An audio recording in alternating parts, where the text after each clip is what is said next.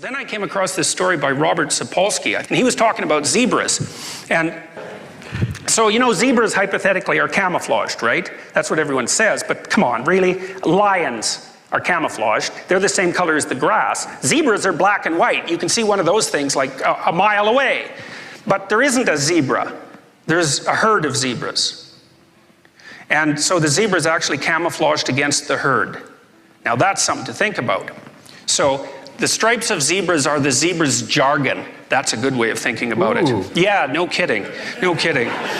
So anyways, so biologists go out and study zebras, and zebra biologists, and they got to watch a zebra to figure out what it's up to. And so they watch a zebra, and then they make a note, and then they look up and they think, oh my God, like which collection of black and white stripes was that zebra? Because the stripes don't outline the zebra, and they camouflage the zebra perfectly against the herd. So if you look away from the zebra down and back up, you don't know what you're looking at. So the biologists think, oh crap, we better solve this problem.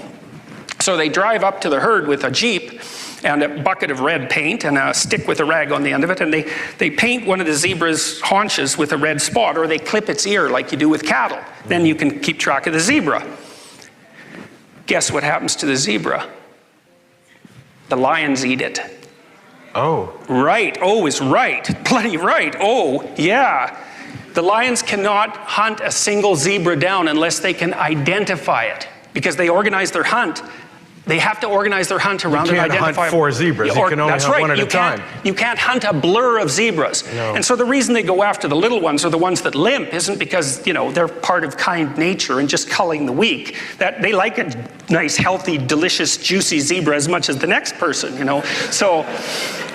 But they have to be able to identify. So the thing is you make yourself colorful.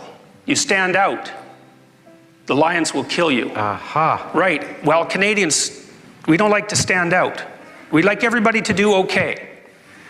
But we don't like it very much when people stand out.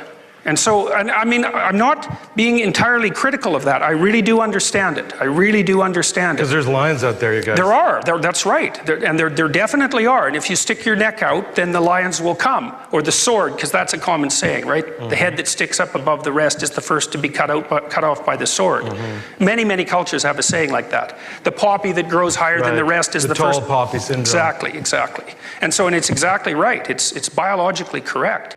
People do not care about whether or not they succeed. They care about whether or not they fail.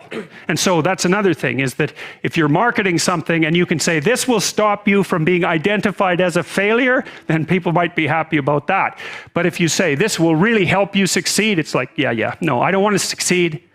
I just don't want to fail. I don't want to succeed. I just want to be invisible and be left alone. And if you're looking for people's fundamental motivation, that's it. They want to be invisible and they want to be left alone. I tell you the zebra story?